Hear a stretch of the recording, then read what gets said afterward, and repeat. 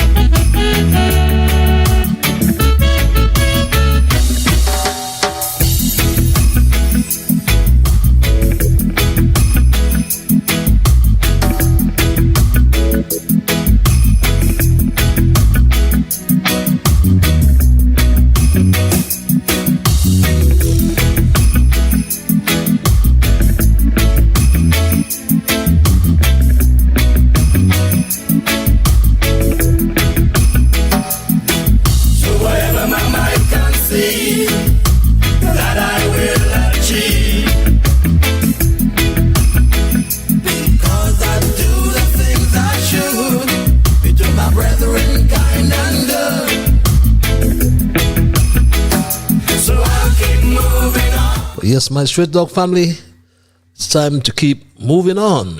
It's because it's another Thursday night and it's just past 8 o'clock. Time for me to say a very pleasant night, St. Kitts and Nevis, and a very pleasant night to the entire Caribbean region, and I shall say greetings to the entire world, because we are on the World Wide Web. We reach and communicate with you all over the globe. And I know that some of you are in Africa. There are some of you in Asia. There are some of you in Europe. And there are a whole lot of you all over North America. So I am at liberty to say good night. I can't say good morning, and I will say good afternoon, because one of such greetings will be applicable to the region in which you now find yourselves. And for the first timers, we say greetings, and I trust and hope it won't be your last time. And I thank those who continue to share the link. When you do, we get first timers, and we are grateful for that. And for the first timers, just to let you know that Straight Talk is a public service program that facilitates and promotes free, underline free expression on all issues of national, regional, and international issues as well. But whether they're legal, whether they are environmental, whether they are technological, social, and or economic issues, or political issues as well, we ensure that you have this forum to express yourselves freely. And on this program, we try to raise the level of national regional and international consciousness. We try to raise the level of discourse by alerting our people to their rights, to their responsibilities, and certainly to their obligations. My name is Ian Patches Liburd, and I give Almighty God thanks for blessing me with yet another opportunity to join you in conversation on yet another occasion. And I'll always pledge to remain an untiring advocate as your host of truthfulness, because I'm always reminded of the words of a favorite hymn of mine. An excerpt goes something like this: we are called to be God's people, or prophets, speaking for the truth and for the right, standing firm for godly justice, bringing evil things to light. So let's seek the courage needed, our high calling to fulfill, that we all may know the blessing of the doing of God's will. Let me hasten to remind you and to inform you as well that absolutely nothing is watered down on this program. We have no interest in making it more exciting or exciting, neither by omission or exaggeration. We are not about sensationalism or creating excitement, especially at the expense of accuracy, because we always, as I say, lean on the facts. And it is my bounden duty, to present the unvarnished truth, the plain truth, especially when it comes to governance in particular in this country of ours, St. Kitts and Nevis. But this program joins us together with people across our federation, people across the Caribbean. We are joined with people in the diaspora all around the world. And some we know, some we have met, others we do not know and may never ever meet them. And some of us will agree with the positions of Truth Advance on Straight Talk, and some will disagree. And that's okay, that's fine. Because we encourage diversity of views. But please don't sadden me and start to become disagreeable. So let's thank Almighty God nonetheless for guiding our conversation tonight and as always. And let's try to understand and thank God for helping us to understand. Oh, how good and how pleasant it is for brethren to dwell together in unity. So let's therefore hope and pray for the day when we will all sing His praise together. So welcome again, my people, and thanks for those who share the link as you bring first-timers. So please continue to do so. And for the first-timers, I hope it won't be your last time. And for all, as I always implore you, if you like what you hear or see on Straight Talk, tell the world. If you don't, please tell me. Let me also remind you that Straight Talk is a participative program. By that I mean we entertain your calls and your emails. And if you're so minded to call, the numbers are on your screens. For those of you who like the cloak of anonymity, we give you access via our email platform, and that address as well is on your screens. Those who have the Alexa app, we also provide access via Alexa. Just say, Alexa, play Massive Vibes Radio, and thank the host for accommodating us as well. And those who have made donations, some of you have made donations to support our efforts here on Straight Talk. I say thank you. I must also reassure you that no matter how small or how large is your contribution, it will help us to continue this important service. Others who wish to donate, some meet me and tell me it's difficult to get to it. I'm not certain that is. Just all you have to do is just scan that code on your screen to access the payment form. It takes you about 1 minute or just a little more. If it takes you longer than that, then you're doing something wrong. But thank you again for your support. And for those who will support us in advance, I say thank you for helping us to keep the dialogue alive. We always, as well, we must welcome our junior brigade. If I don't, I will get into trouble. With young Dwayne, with Tristan, Shamar, Kevin, Rue, Jamal, Travis, Travon. Especially, I'll get into more trouble if I don't hail Neema and Soraya. How is the special lady? I haven't connected for some time, but trust that all is well. On a sad note, we extend condolences to the family of our departed brother, Alfred Clark. We know him as Corporal Clark. He's originally from St. Paul's, but adopted home, or his home in St. Peter's.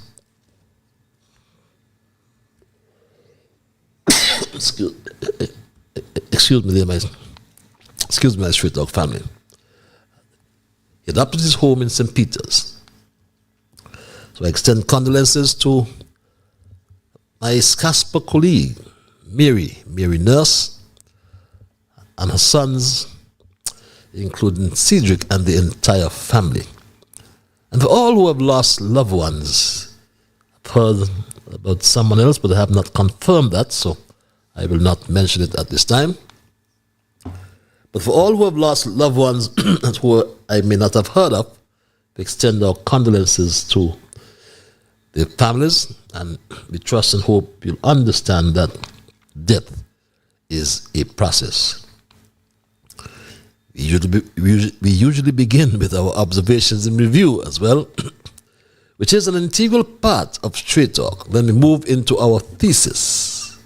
And following our thesis, we include your calls, your emails, as mentioned earlier, in order to allow your full participation. Yes, I'll give you an opportunity to have your say. And our thesis for tonight I have titled St. Kitts and Nevis Going to Hell in a Labor Handbasket. So don't you move from your platform, because it's going to be interesting. But just spread the word that Straight Talk is live on social media, YouTube, Facebook, and Alexa. And our first observation refers to some strange things. Strange things happen all over the world. But in St. Kitts and Nevis, we are exceptional. Believe me, we are exceptional. And this voice note was sent to Straight Talk, which I subsequently confirmed that the content was an accurate account given by an accident patient who was left to die at the Joseph N. France General Hospital. I'm not aware if the Prime Minister and Minister of Health, Terence Michael July, intervened. But this voice note has left more questions than answers all around the Federation of St. Kitts and Nevis and beyond, my Straight Talk family. Yeah, good afternoon. Whoever might concern, whoever listening, the world, the people. But I was looking at like a assistant, but since Friday I get in an accident, a man knocked me off my bike, and it's like, I don't see nothing happening. Since Friday in the hospital, you check, and since Friday, them people lying to me, and I up here, them plan me up here, and like them people just want me to just die up here. Them people tell me they don't touching me until they get their money, you check. And I find that's bias, because, I mean, if somebody get in an accident, it's just to have doctors on duty, willing to perform a little duty, you understand? Willing to assist, and then after, whatever have to take place in terms of money-wise, financially-wise. You understand?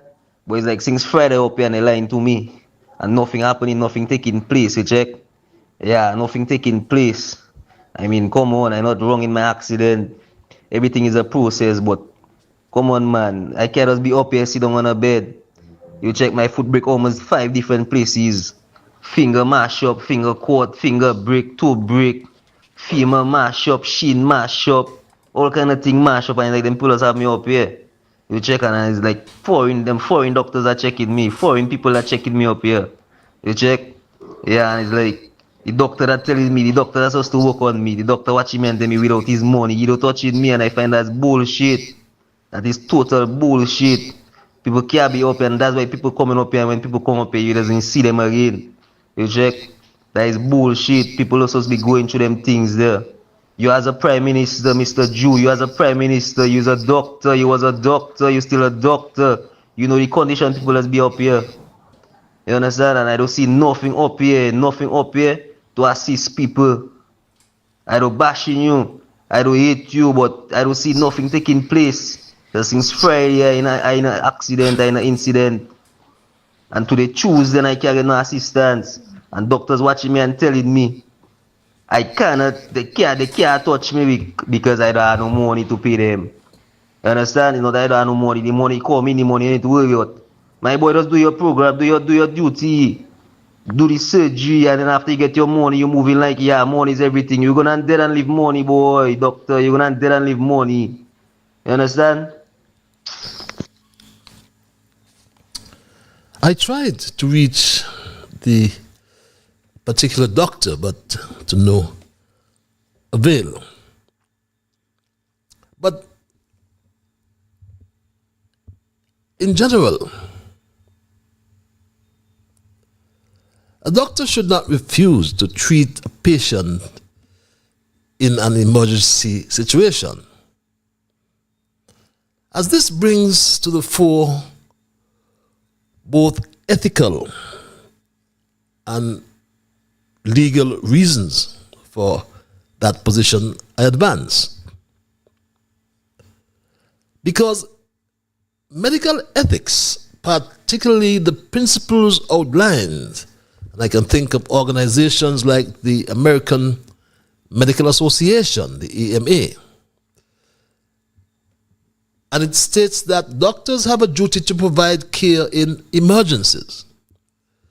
The principle of beneficence obligates doctors to act in the best interests of the patient. The principle of non-maleficence, do no harm, means a refusal could result in preventable suffering or death. What about the legal obligations? In the United States, again, I'm making reference to the US. The Emergency Medical Treatment and Labor Act, EMTALA, requires hospitals and doctors to provide emergency medical care regardless of a patient's ability to pay or other factors. Failing to provide care in such cases can lead to legal penalties, loss of medical license, and lawsuits. But yes, like everything else, there are exceptions. And very few are justifiable, such as if treating the patient would put the doctor at risk, example, a violent patient or unsafe environment, if the doctor is not trained to provide the necessary emergency care but ensures another qualified provider is on the case. So in short, in an emergency, doctors are expected to treat patients, as this is a core part of the ethical and legal responsibilities. And I won't go into issues in terms of insurance as it relates to the vehicles involved in the accident, because there's a bus, I understand, and a motorcycle. But those companies would have some indemnity, I'm sure, in these cases.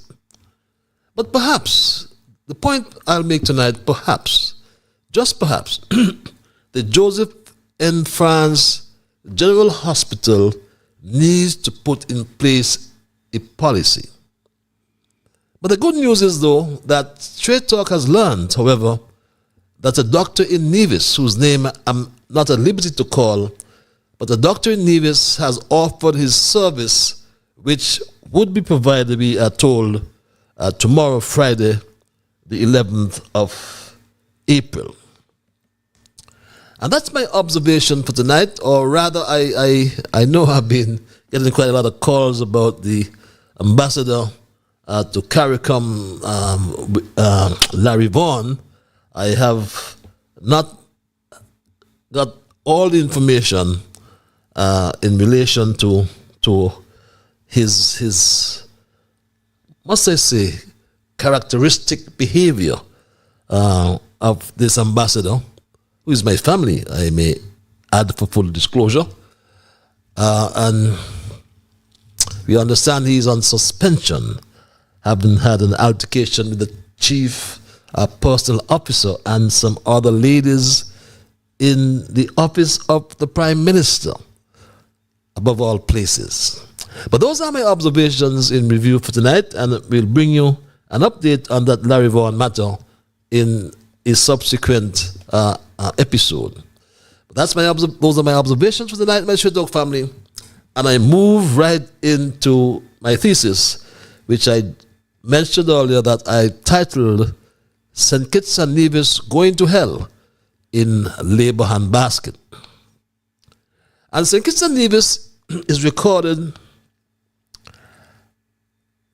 as the smallest independent country in the Western Hemisphere, both in area and population.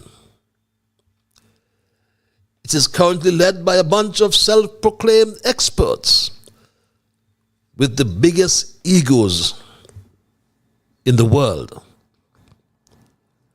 Number one in the Caribbean on the Human Development Index, HDI. Its leaders will boast. But that has no positive effect on the price of eggs in the supermarket. The St. Kitts and Nevis economy is fundamentally broken. The economic situation in our federation of two beautiful islands and one lovely paradise is deteriorating by the day. And it will get worse or will become completely ruined if we do not find a different captain and a new crew to navigate the unfolding geopolitics of this world. President Trump, for example, President Trump's unleashing, I should say, of a new tariff regime for some countries and a baseline 10% tariff for those remaining has put the entire world in a tailspin. Albeit there was a 90-day suspension announced yesterday. A 90-day suspension of his executive order. So some countries can negotiate, and some have already started negotiating, and the stock markets have reacted positively. But the impact that the Trump decision has had on global trade and food supply chains is being unraveled daily, which has created an uncertain, unsettled, and unstable world. Our world is in crisis, said the chair of CARICOM, Mayor Motley, just a few days ago. He said, "Our world is in crisis. I will not sugarcoat it. These are among the most challenging of times for our region since the majority of our members gained their independence. Indeed, it is the most difficult period our world has faced since the end of World War II, 80 years ago. Our planet faces a climate catastrophe that worsens every year. We have a cost of living crisis that has been bedeviling us since the disruption of supply chains when the COVID-19 pandemic triggered the shutdown of the majority of countries. Misinformation, disinformation, and manipulation are running rampant." And my Straight Talk family, our St. Kitts and Nevis is buying more from the world than the world is buying from St. Kitts and Nevis. But what do we have to sell to the world? The sugar industry stands out as one of the most significant colonial legacies of St. Kitts and Nevis. It played a central role in shaping our economy, our society, and our history for over 3 centuries. Introduced during the early days of British colonization, sugar quickly became the foundation of the island's economy and a powerful symbol of the colonial era. Colonized by the British in 1624, St. Kitts was the first English settlement in the Caribbean. By the late 17th century, sugarcane plantations had spread across the fertile lands of both St. Kitts and Nevis. These plantations back then were highly profitable, but relied heavily on the labor of enslaved Africans, who were subjected to brutal working and living conditions. Yes, the transatlantic slave trade brought thousands of Africans to our islands, drastically altering the demographic and cultural landscape. However, as global sugar prices fell and production rose, the industry declined. Then in 2005, the Douglas Labour government officially ended sugar production, marking the close of a major chapter in our nation's history. The decision to close an over 300-year-old industry was part of a broader effort to diversify the economy with tourism. And in 2006, the CBI, Citizenship by Investment Program, took on a greater role. The legacy of the sugar industry remains visible in the ruins of old plantations, the culture of our people, and the enduring impact of colonialism on the island's development. The story of sugar in St. Kitts Nevis is not just a tale of economic activity. It is a reflection of resilience, transformation, and the ongoing journey toward a more just and equitable society. On the contrary, the story of the CBI has fast become a tale of foreign direct investment that has yielded much needed revenue for the country. Sadly, with the CBI have come a tale of money laundering, drug trafficking, and a level of corruption that was uncovered by one I referred to as the Elon Musk of the Caribbean. Elon Musk, as we are all aware, was recruited by the US president to head a DOGE, a Department of Government Efficiency, that has uncovered waste, fraud, and corruption. Whereas the Elon Musk of the Caribbean, Philippe Martinez, has unofficially established what can be called a DOGT, or Department of Government Transparency, that has uncovered a level of corruption and money laundering that stink to the high heavens. According to our reliable sources, billions of dollars that transited through U.S. banks like the Bank of America, J.P. Morgan, and Wachovia, now Wells Fargo, have now been traced. These big international banks were used, we are told, to move money across borders, as it is reported on so many fora. Early in January, a miracle happened, and my American lawyer, pursuant to the court order that we won in Florida, received all the bank transaction of all these people from Bank of America. I repeat, MSR Media is now in possession of all bank transaction for Caribbean Galaxy, Ying Jing, Denzel Douglas, Timothy Harris, CS Global Partner, Farron Lawrence and his company, Sylvester Anthony. My straight talk family, ministers of government, along with government and banking officials, have been tied to the rape and pillage, the looting of billions of dollars which derive from the CBI passport scheme. Straight talk is concerned most, however, about the big cover-up that is going on with the direct involvement of the Prime Minister and Minister of Finance, also the Minister of National Security, Terence Michael July, and his Chief Legal Advisor and Attorney General Garth Lucifer Wilkin, who is also the Minister of Justice and Legal Affairs.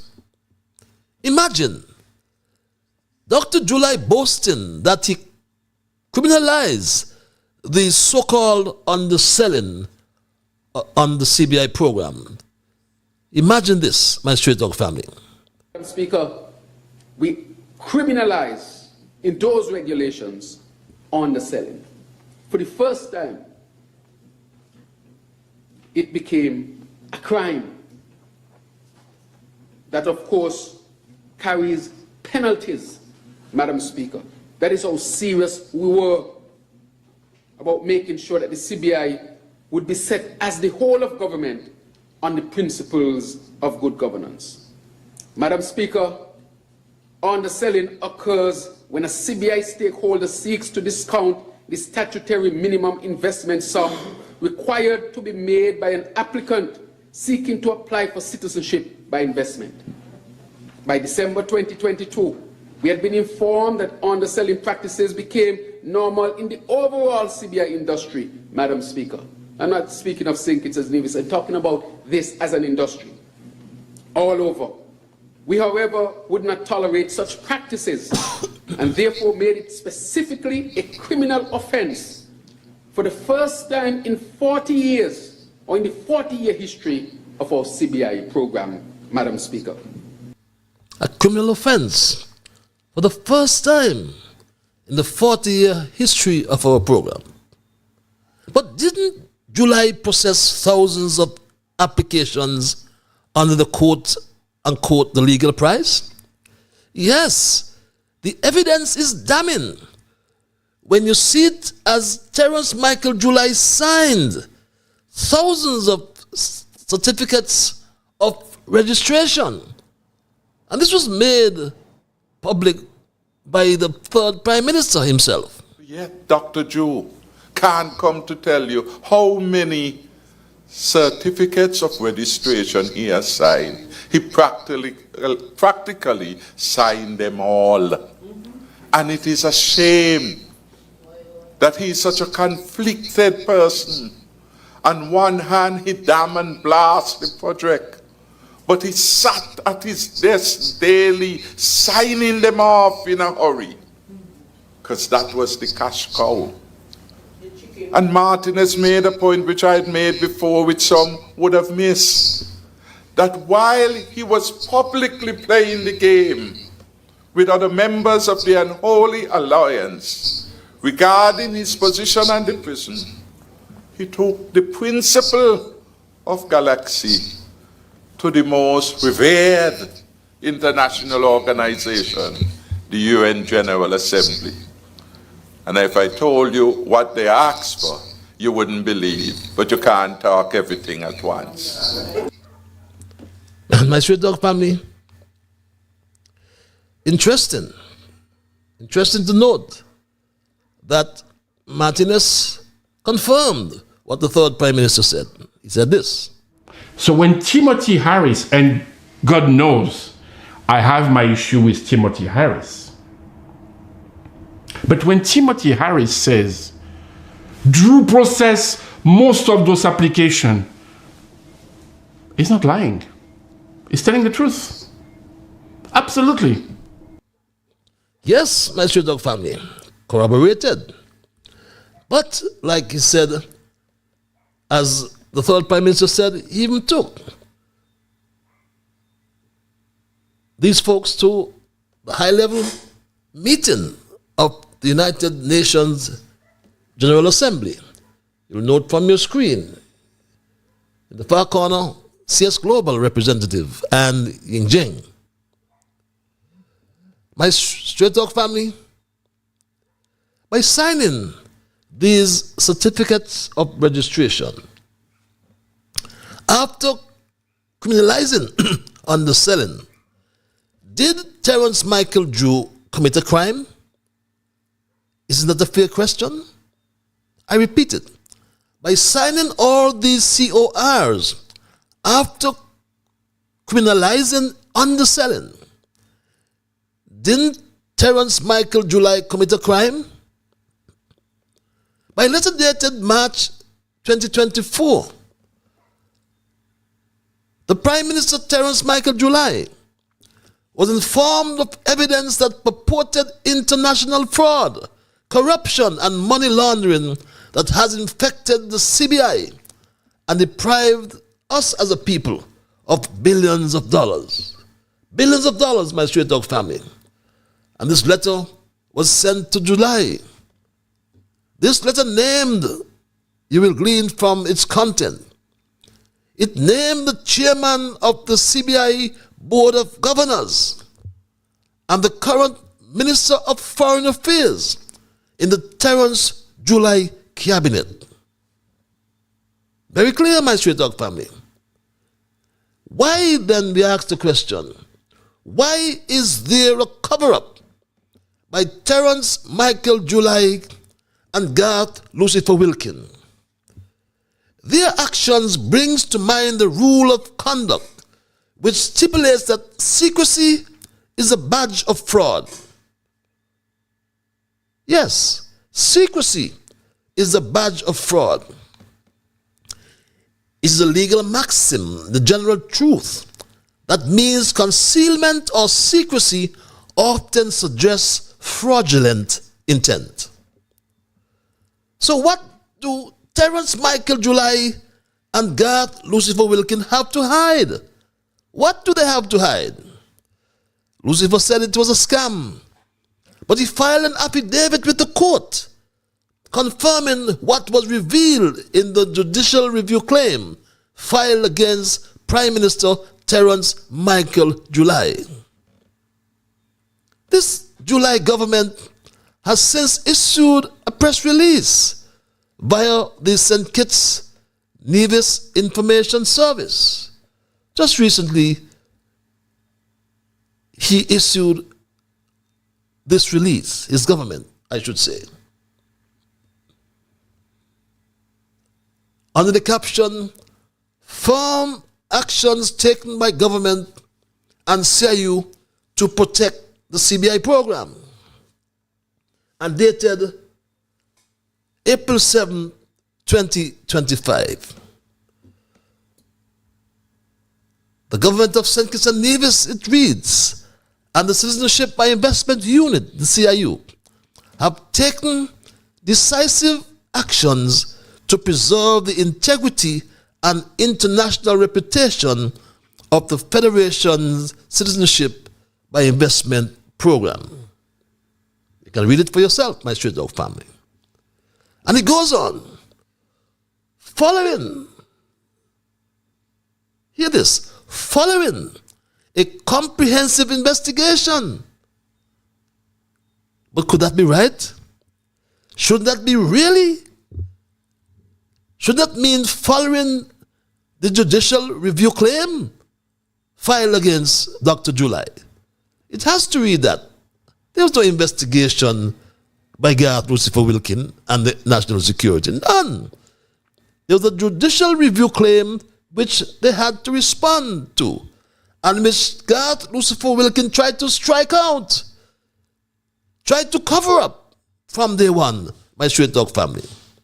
Additionally, in that release, you will also glean, my Straight Talk family, additionally, very interested, the government has terminated,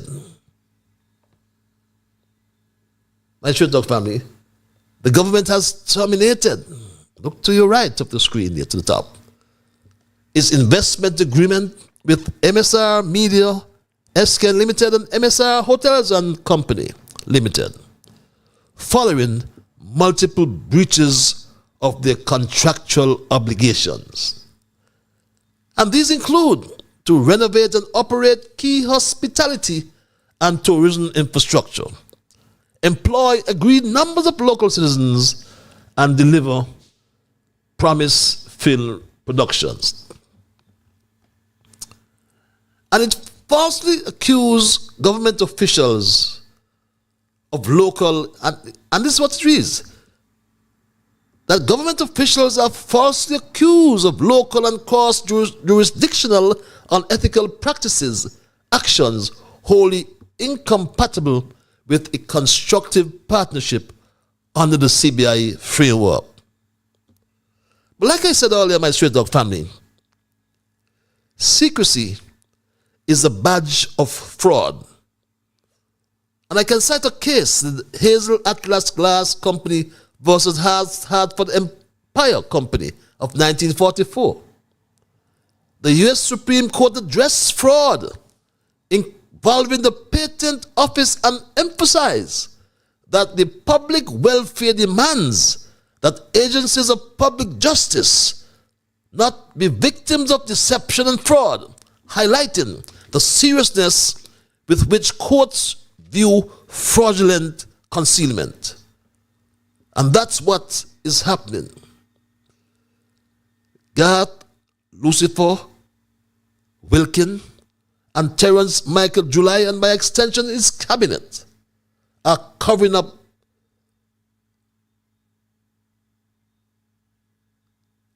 what the public must know. When I read the SKNI's release, it was somewhat confusing. And I am forced to ask Terence Michael July and his chief legal advisor, Garth Lucifer Wilkin, is it false to report that a former chair of the CBI Board of Governors and a senior member in the cabinet used banks to move millions of dollars across borders? Or is it a case of willful blindness or deliberate ignorance? Or is it that Terence Michael July and or his chief legal advisor intentionally avoids knowledge of facts or circumstances to escape responsibility or liability? Did Terence Michael July and Garth Lucifer Wilkin pretend not to know something that they reasonably, beg your pardon, should know, especially in these cases involving fraud, corruption, and money laundering, so that their perceived ignorance serves to avoid legal or moral accountability? My Sweet Dog family, reference was made to the investment agreement with MSR Media St. Kitts Nevis Limited and MSR Hotels and Company Limited, and the multiple breaches of their contractual arrangements. But I asked myself the question, and I asked Terence Michael July and Garth Lucifer Wilkin, but what about Christopher Harbour? The Darby family borrowed over $100 million of St. Kitts and Nevis's money. Still want more of our money, but they do not want to have to pay us our money back. Remember Phil Kebb boasted about the deal they got from Douglas? He said this: Christoph Harbor is 2,500 acres of land. We've got 13 miles of shoreline with the property, 6 beaches, of which I would argue that at least 3 of the 6 beaches are in the top 10 beaches in the Caribbean, which I think says a lot about the natural beauty. So we asked the question again, my Sweet Dog family. Do Michael July and Garth Lucifer Wilkin expect us to assume the debt that Christopher Harbour has incurred? The Denzel Douglas government ensured that Christopher Harbour got prime land for almost nothing. At the same time, they have walked back the agreement. Buddy Darby made to transfer 400 acres of unencumbered land for money owed to the SIDF. At the same time also, they expected the government to encourage the St. Kitts, Nevis, Anguilla National Bank to give them more money, could give them more time to pay, beg your pardon, to pay back the 16 million US dollar loan on which they have defaulted since May of 2018. Haven't paid a cent, not even the interest. The Christopher Harbour project was expected to inject US $17 billion into the St. Kitts Nevis economy. And Buddy Darby was granted permission to build 2,000 homes across the lands on the Southeast Peninsula. How many houses have been built? Where is the Tom Fazio Golf Course? Where are the yachts occupying the marina? Where are the 2 5-star hotels? Is this another case of willful blindness? Under this Terence Michael July administration, St. Kitts and Nevis has returned to being the headquarters of dirty business. Garth Lucifer Wilkin has boasted about the introduction of a suite of new legislation, but they all play an unfair and a dirty game. We need to level the playing field. We need to find good people who will stand up for what is right. And unless rescued, we will go to hell in a handbasket. So we need to develop a rescue plan. For us here in St. Kitts Nevis, and by extension, my Street Dog family, the CARICOM region, its current chair and Prime Minister of Barbados could not have put it better when she said this as well a few days ago. We must not fight among each other for political gain. Because, my dear brothers and sisters, as the old adage goes, united we stand and divided we fall. And that applies well to all of us. United we stand, divided we fall.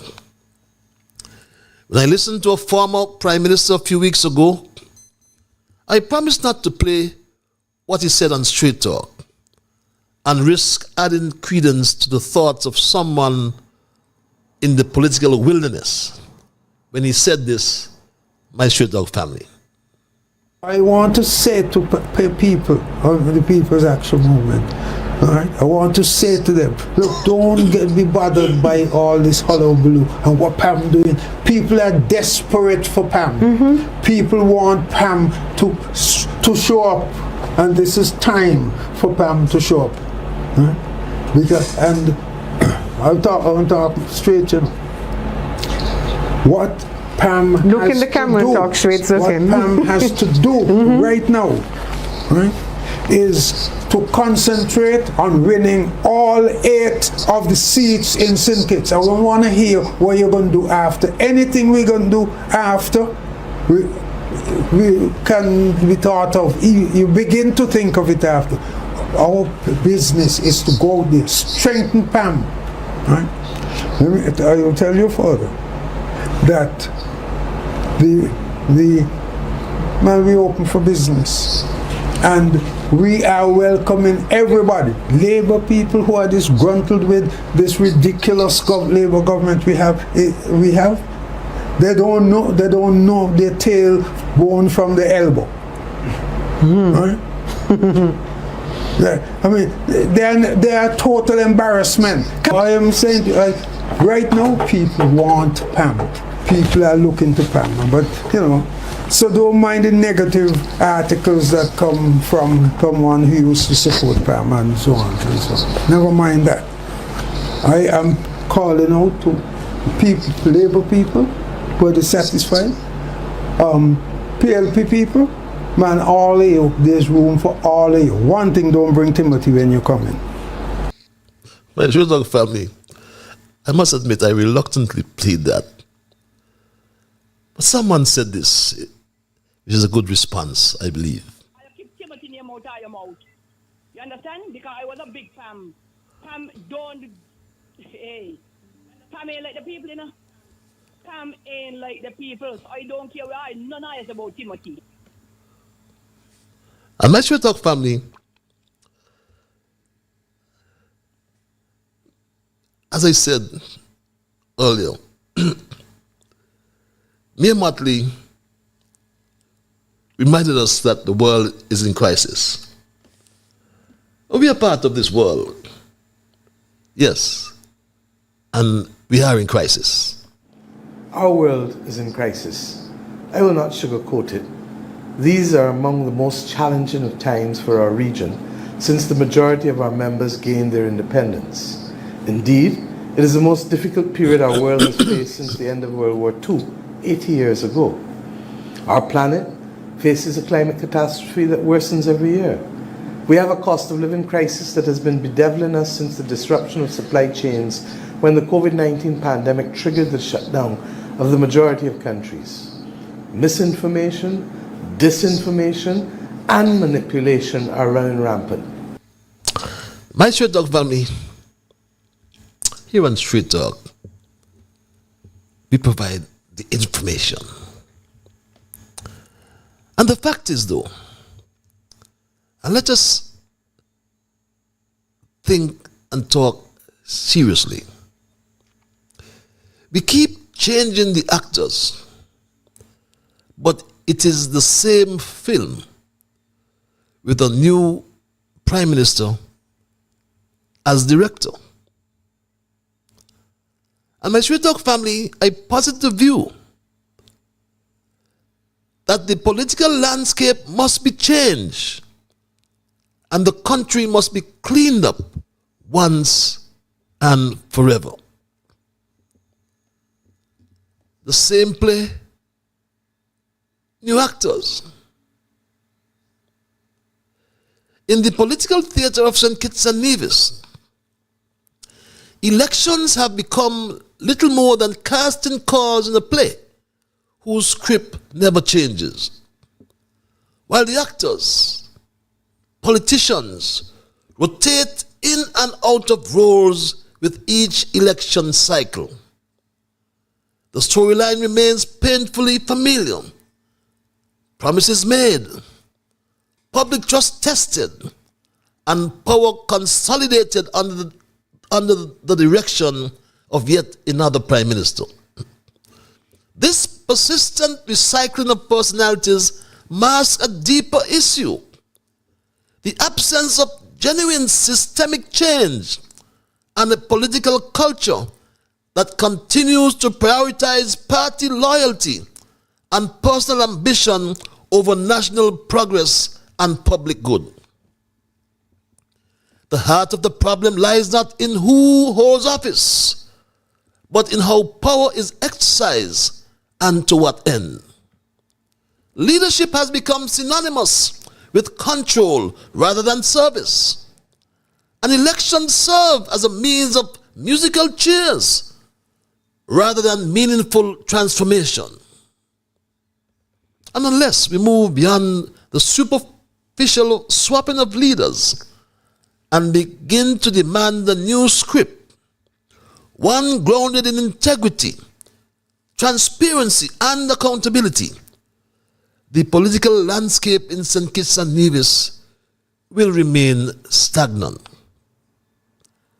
When the country needs, or what the country needs, is not just actors, but a new vision and a reimagined role for the people in shaping their own governance.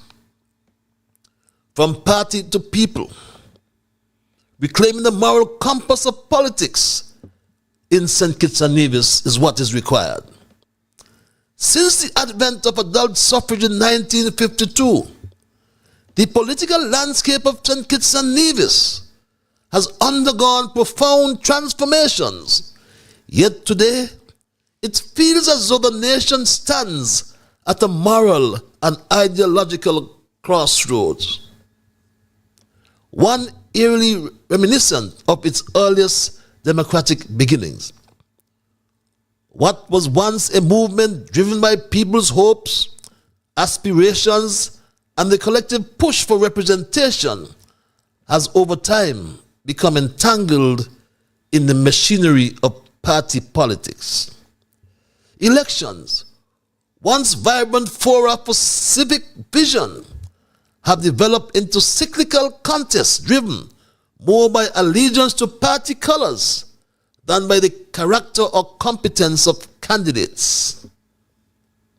This revolving door of leadership, often recycling familiar faces and entrenched ideologies, has led to a growing public disillusionment. The time has come, my Straight Dog family, to reassess what governance means in this, the 21st century. The survival and progression of our Twin Island Federation demand a return to the people, not as voters alone, but as the source of leadership. Political redemption lies not in new slogans or rebranded parties, but in identifying and elevating individuals of sound morals, proven integrity, and an unshakable commitment to the people's welfare. That's not what we have here in our current administration, and I say even outside the administration. And even if that means identifying and supporting independent candidates, hear me, even if that means identifying and supporting independent candidates, we must identify and try to elevate individuals of sound morals and integrity. Not like Garth Lucifer Wilkin, who committed a criminal offense. Not like Terrence Michael July, who lies like when a horse is trotting. And if we cannot find or cultivate such individuals, such leaders who recognize that governance is a sacred trust, not a personal entitlement, then St. Kitts and Nevis risk descending into a political malaise that no party can rescue. As history has shown, nations rise or fall by the banners they wave. Or nations rise or fall not, I should say, by the banners they wave, but by the values they uphold. It is time we choose values over vanity, people over party, and purpose over politics. If not, then St. Kitts Nevis going to hell in labor handbasket. And that's my story tonight, my Straight Dog family, and I'm not going to change it. I'll open the lines and entertain your calls and your emails. And if you're so minded to call, the numbers, as I said, are on your monitors. And I always want to implore you that when I open the lines, which I'll do so momentarily, I anticipate that you will respect others. And of course, to achieve that, you must first respect yourselves. Let us try to be fair to all concerned, and let us try to build goodwill and better friendships. Let us, my Straight Dog family, in the process of saying and doing those things, let us strive to build a kinder, gentler St. Kitts and Nevis. With that said, at 3 before the 9 o'clock hour, I go to the lines and say, call. Good night. Mr. Patrick? Yes, Mr. Bibleman, good night. How are you? Well, you see that there? Patrick, good night, and how are you tonight? I am peaceful, my brother. I'm peaceful. What about yourself? Yeah, I'm peaceful. I'm wonderful. I have a wonderful day today. Okay. Patrick, the word of God says in Psalms 107, oh, give thanks unto the Lord for his goodness. Mercies. For his mercy endured forever. Yes. It said, let the redeemed of the Lord say so. who he had redeemed from the hands of the enemy. But I am going to say something to you tonight, you hear? I always say in Psalm 41 and verse 1, blessed is the man that considereth the poor. In the time of trouble, the Lord shall deliver him. That is, right now, I am telling you the gospel truth. The poor man had got to depend on God and God alone. That is when you go to the supermarket, it is God. When you go to the hardware, you have to put your confidence in God to buy the things. If you can't buy them, Patty, crappers, smoke your pipe. And so, Mr. Patty, I have experience last week and this week, yeah. And Patty, me not talk to her on the phone. Please. But I am saying to everybody tonight that when you work hard and put up what God has for you. And in the day when you can't work, you got it to spend. And you depend on the whole creator of the whole universe to do what you have to do.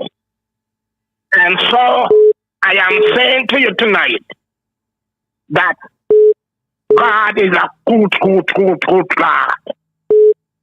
And so, Mr. Pattis, I am thanking God tonight that God gave me the breath and strength to come on this show to tell the people, put your trust in God and God alone. Pattis, good night and say yo. Good night, Mr. Bibleman. Always welcome you, what I call spiritual interventions, and I go straight back to the lines at 9:01 hour. Caller, you live. Good night, Mr. Liburd. Good night, my dear. And how are you tonight? I am great. The quotation, a nation of sheep will beget a government of wolves. Yep. I repeat, a nation of sheep will beget a government of wolves. Have a great evening. Have a great evening as well, my dear. A nation of sheep will beget a government of wolves. Let's go back to the lines. I'll call you live. Hello, caller. Good evening, Mr. Liburd. Good evening. How are you? I am peaceful.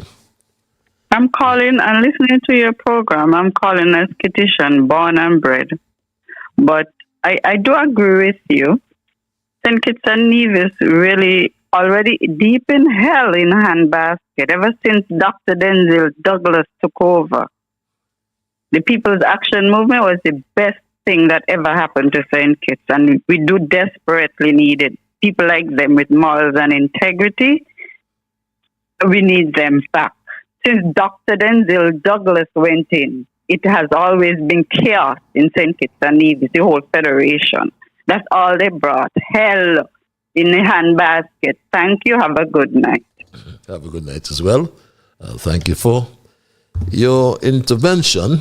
And that's what Straight Talk is all about. We entertain diverse views, and we go back to the lines. Caller, you're live. Hello, caller. Mr. Patches, good night. Good night, sir. How are you? I am peaceful. Yourself? I'm peaceful. We're going into Holy Week, so I will try to be very much, humble as I can, because we're in Lent and we're going into Holy Week, and I respect that very much, But Patches, my conversation with you tonight, I recognize some hypocrisy within your conversation. Because, the reason why I said that, I'm very biasness. The reason why I said that, Mr. Martinez spoke about several persons that he recognized that was in some corruption. He mentioned your former minister name, Prime Minister name, Mr. Timothy. He mentioned Douglas' name. He mentioned some other person's name. But you never elaborate on Mr. Timothy, that his name is direct in that conversation with corruption. You move away from it and you move on to other person's name. What is your motive really to tell me who to elaborate on? I mean, what's your motive? If you have but you have to be fair, Patrick. You have to be fair. You can determine equity or fairness. If you have the mic, so you elaborate on who you want to elaborate on. That's how law works. Okay. So you can tell me who to elaborate on. If you feel, a lady just called, right? And you heard what she said? She said Pam was the best thing ever had. And that is her view. So if you have a view and you want to elaborate on your view, take your time to elaborate on your view. So, I would do that. I would do that. Use your time wisely. Okay, thank you. I would do that. So I appreciate that. But I just want to bring you up to that level that there's some hypocrisy in there. But anyhow, I would take your advice and I would have my conversation put forth. Patrick, what is more hypocrisy? Labour government. What is more hypocrisy than you have a prime minister? See, what we do is get current. Because the current is the one in office. A prime minister who said when in opposition, that this project was a criminal project. He came into office and he signed the most CORs for the project. He criminalized underselling. And he went and signed at the same illegal cost, if you want to call it that. What is more hypocrisy than that? That is what is important. So you... Well, Patrick. Yeah. Patrick. Yeah. Patrick. Yeah. They are government. They are human. Human have the opportunity and the ability to make errors, to make mistakes as politicians. They are not perfect people. Your former government make mistakes. A Jew came into power and created some error around his existence and around his prime ministership. Okay, so be it, right? But the point. But we cannot just take the whole situation.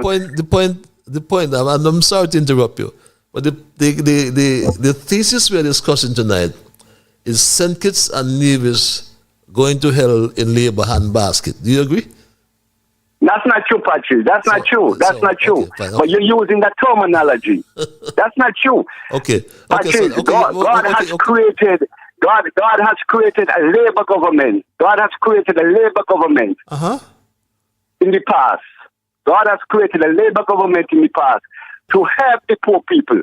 Oh my. And because of the Labour government that God has created, the black children, all those strong farmer leaders that God has give the wisdom and the strength to bring our country to where it is today. Your God is a biased God. He only create labor. No, he's not biased. I'm saying because he took the government from the slave drivers, and he created men with the wisdom. So God ain't rather than these people with the guide the people. Can I finish? No, but I can't spew nonsense here. But God didn't create PAM. God didn't create the rest. God create labor. But I'll give you 5 seconds to wrap up. I'll tell you when you come on this program. So what I'm saying, Mr. I'll tell you when you come on this program. Let's agree on something. When you come on this program and you want to talk Nancy's story, start once upon a time. Yeah? So like tonight you say, once upon a time, God created a Labour government. And I could understand. I wouldn't interrupt you at all. Trust me, I wouldn't interrupt you. Okay. Once upon a time. Once upon a time. Give 5 seconds. Once upon a time. Say it. Go ahead. But a Labour government, okay, I respect that. A Labour government is still in existence. Okay. Right? And you spoke about Martinez last week. You had him on your show. No, he called into the show. To diminish I think no. Well, that could be a plot. That could be a plot, but I'm not judging that. Right? Come on, use your wise 5 seconds wisely. You're holding up my line, man. Use your 5 seconds wisely. Yeah, so what I'm saying. Yeah. Make a final point. Yeah. Mr. Patches. Yes, sir. Okay, my final point. Please, make a final point. All of those politicians, they got your mistakes. They try, Labour government try to build the country, but you are trying to just diminish them that they ain't doing nothing. They are not good for the country. And they are the best government for St. Kitts and Nevis. Okay, my brother. Thanks a lot. Because Thanks a lot. Okay. You made your point. You can come back later, but you made your point. And you see, you're not talking about the 44,000 million that's missing. You're not talking about that, or the 333 million. I tell you when you want to talk those things, say once upon a time. If you say once upon a time, I'll allow you to spread your Nancy story. Okay? But you can't spread your Nancy story just like that and catch the crowd off guard. Caller, I thank you for holding your live. Yes, good night, Mr. Liburd. Good night, so how art thou? I'm blessed, sir. You're right with the gentleman there. Tell him come with the Nancy story on some time, right? Right. I want to say this, right, Mr. Liburd. I've been hurt very bad by Dr. Simmons. Because I look on Facebook, and the way that he's going on to Dr. Timothy Harris, I cannot believe he was the Prime Minister of this country. He's begging people from the People's Labour Party to come and join for Pam to get back into office, but do not bring Timothy. Could you tell me what Timothy has done, Dr. Simmons? Because what I've been hearing, Dr. Douglas didn't like Dr. Simmons, period. And God forbid, Dr. Timothy Harris is who saves Dr. Kennedy Simmons. He make him a national hero. He even appointed Mr. Sidney Osborne as ambassador. He even appointed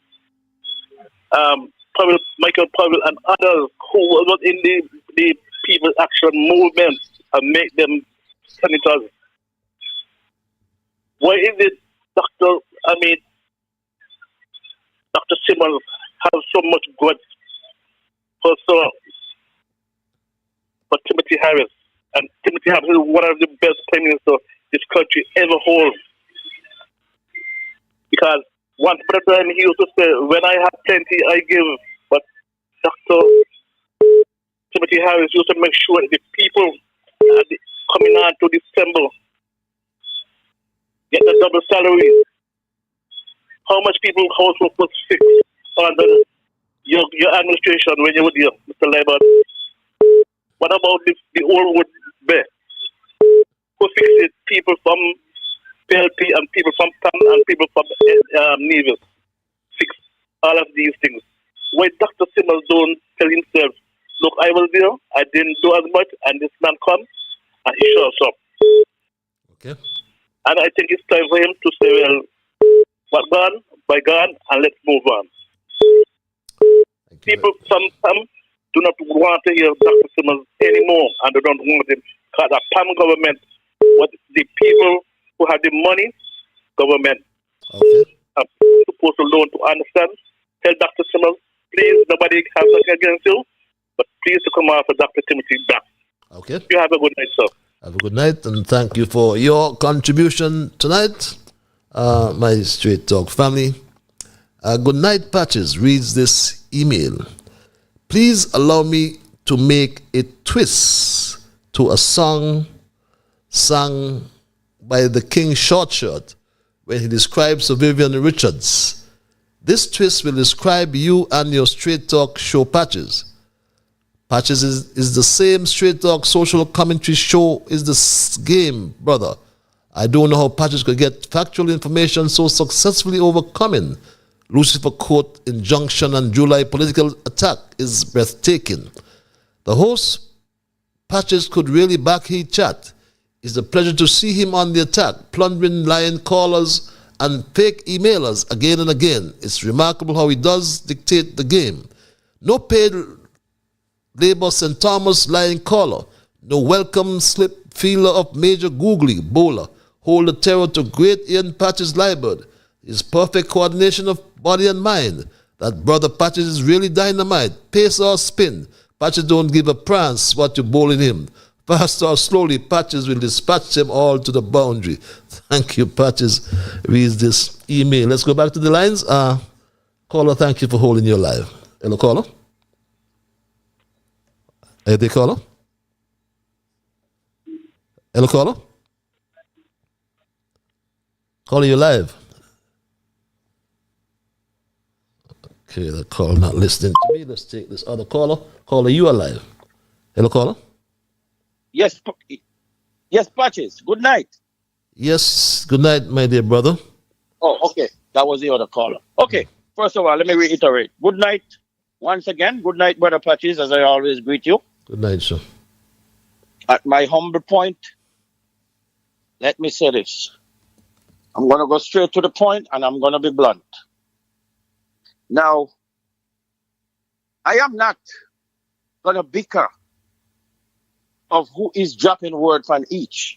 We need to focus on getting the country moving good, better for the best, moving forward. Now, I am going to elaborate on the most current situation that our federation has. Philip Martinez and the quest for what was said to be our patrimony has been disappeared and has been laundered. And the true patrimony that the federation entitled to, so that life could be much easier, has been held at ransom and will not give a damn to surrender. I am saying to all these kleptocrats, because they are kleptocrats, to whom it may concern, surrender those money and avoid the shame, avoid the torture and the tormentation of hungry mouths, hungry belly, and social programs for the people. I'm going to say thanks and praise to Brother Philip Martinez. And if anyone dare to wash their mouth on Mr. Martinez, they have I, Winston, welcome to meet. I believe Philip Martinez from beginning, it was just a matter, truth have its way, of hard to digest. And for what he did not come easy, but there is a payoff. Mr. Martinez, again, you know my voice now. Thank you. Thank you very much. But the truth is there. It's just a matter for it to surface and manifest that each and every citizen of the Federation to see what this man was bringing forth. Okay? He has been dragged to the mud. I heard a person who hosted ZIZ media, I think is the Edge. He made claims that Philip Martinez is dragging the country, the Federation, to the mud. But guess what? It is those keepers of the lying truth, the gate of lies, who is preventing that lock from being burnt off with a torch. But I will burn it off along with the forces behind me. And I am behind the same forces. We are all in one. And it is my quest to make sure we find all what belongs to us. All of us. Okay. And put that matter to rest. Philip Martinez, good night. Thank you. Have a good night. We go back to the lines and thank this caller for holding. Caller, you're live. Hello, caller. Are you there, caller? Hello, caller.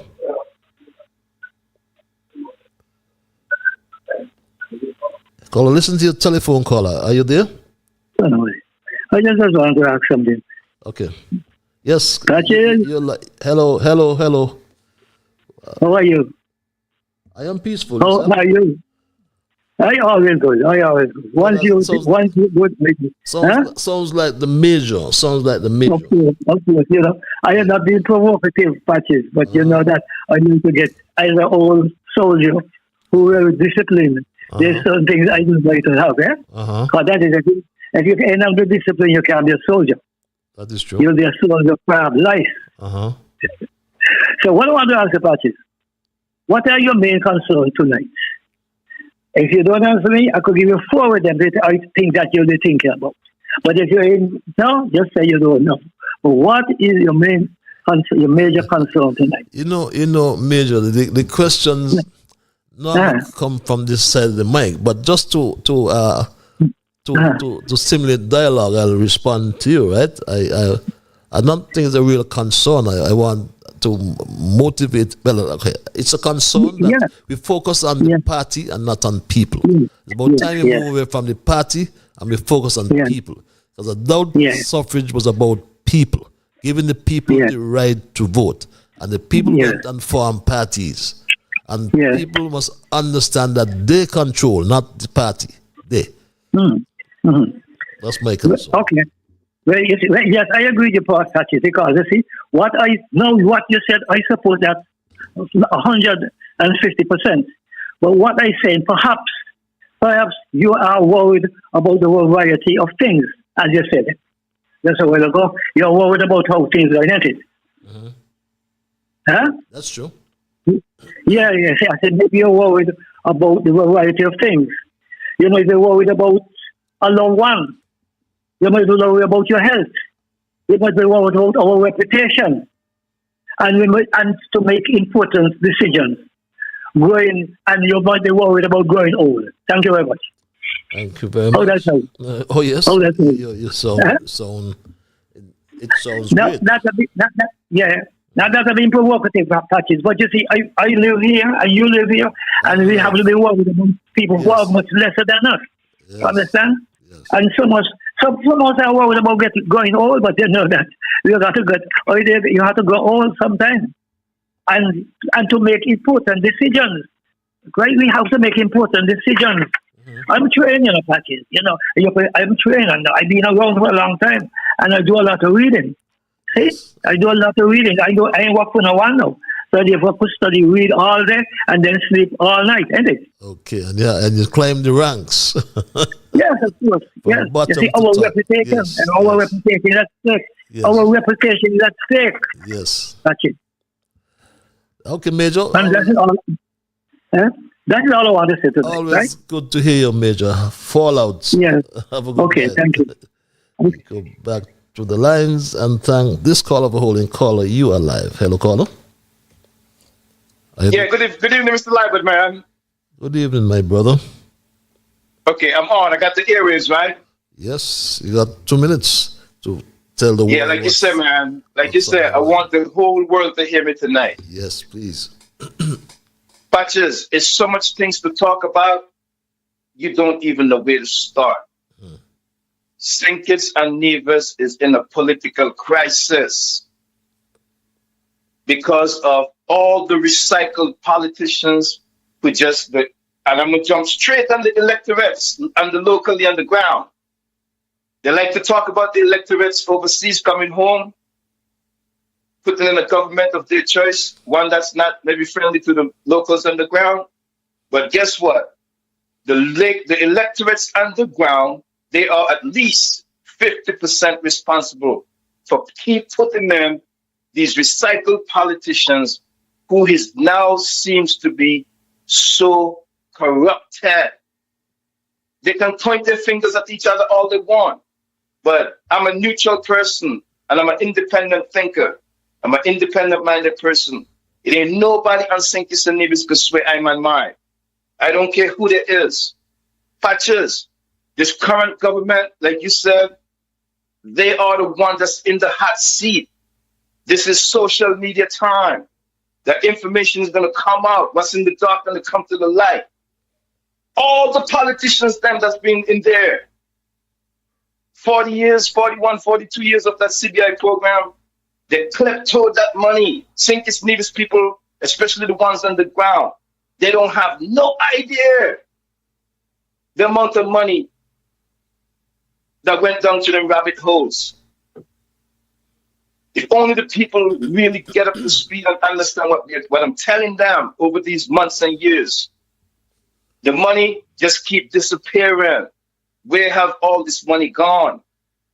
And I'm going to tell you, they're passing laws for the common man, but really and truly, all of these politicians need to be in jail.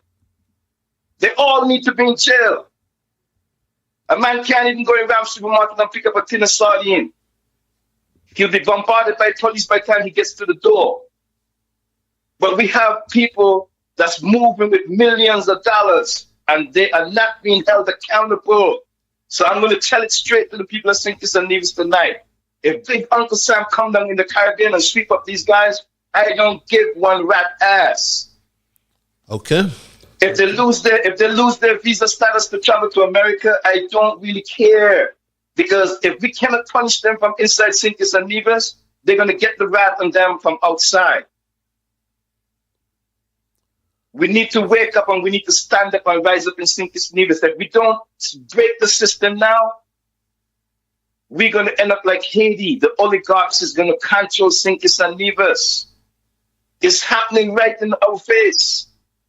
Man, there's so much to talk about, man. Okay. It ain't funny. Thank you very much, my brother. Thank you for your intervention. Always passionate about your views, and you're so correct. We have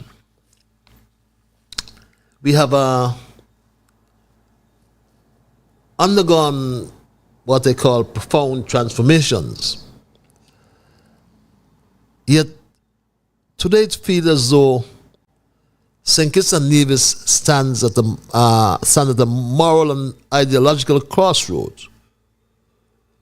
What once was driven by people's hopes, aspirations, and collective push for representation has over time become entangled in the machinery of party politics. And that's what we need to address and understand and stop being beholden unto these politicians in these political, quote-unquote, parties. We have to understand that the people are the ones who control. Good evening, sir. Read this email. Thank you for playing the video of Sir Kennedy. I had not heard it before. Wow. Without being disrespectful to our national hero, I just don't see who is going to listen to that Jurassic political fossil. Politically, he's out of time, out of tune, and out of relevance. The last time the political novices in PAM listened to that Jurassic political fossil, which was in 2022, it went from 4 seats in Parliament to 1. PAM is dead, and no fossil like Sir Kennedy can bring it back to life. Reads this email. A pleasant evening to you, Patches. I recall the days of the Tea Immunity government when the Ministries of Consumer Affairs and Health were very active in ensuring that all food outlets, especially restaurants and supermarkets, remained compliant to all the necessary health and safety standards, including the pricing of goods. Patches, it seems like those days have long passed, as anyone going into most of the supermarkets in Basseterre will see that expired goods, including badly dented tin cans of food items, are not disposed of anymore as required by law.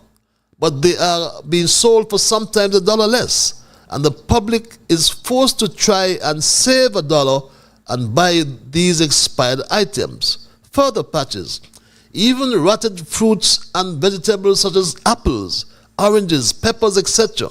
are not discarded anymore, but instead certain supermarkets are cutting out the rotted portion of these fruits and vegetables and repackaging them and putting them back on the shelves to sell. I vividly remembered under Dr. Harris, he had a team in Consumer Affairs that was hotter than fire itself, as they were active daily, going to every food outlet and supermarkets, thus forcing compliance. What the food outlets and supermarkets are getting away with now, they could have never ever entertained the idea of doing